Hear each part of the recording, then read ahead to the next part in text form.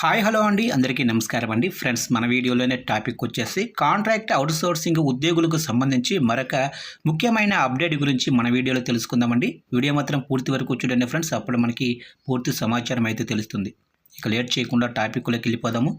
ఇక సిపిఎస్ను రద్దు చేసి ఓపీఎస్ను అమలు చేయాలని టీఎన్జీఓ రాష్ట్ర అధ్యక్షుడు మారాం జగదీశ్వర్ డిమాండ్ చేశారు.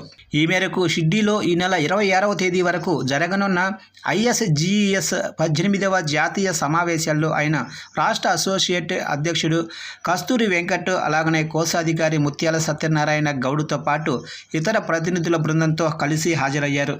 ఈ సందర్భంగా ఆయన మాట్లాడుతూ కాంట్రాక్టు అవుట్సోర్సింగ్ ఉద్యోగులను రెగ్యులర్ చేయాలని, ప్రభుత్వ శాఖల్లో ఖాళీలను భర్తీ చేయాలని, రాష్ట్రాల ఆర్థిక పరిస్థితి మెరుగుపడేలా కేంద్ర ప్రభుత్వం తగిన నిధులు సమకూర్చాలని కోరారు. 5 ఏళ్లకొక్కసారి వేతన సవరణ చేయాలని, పెండింగ్ డిఏలను రెగ్యులర్గా విడుదల చేయాలని డిమాండ్ చేశారు. ఉద్యోగులు, పెన్షనర్లకు మెరుగైన వైద్య ఆరోగ్య పథకాన్ని అమలు చేయాలని, అదనపు పన్ను పరిమితిని పెంచాలని సూచించారు. ఉద్యోగ వర్గం ఎదుర్కొంటున్న సమస్యల పరిష్కారం కోసం ఆందోళనకు సిద్ధం కావాలని పిలుపునిచ్చారు. ఈ కార్యక్రమంలో విక్రమ్ కుమార్, కొరాడి శ్రీనివాస్ తదితరులు పాల్గొన్నారు.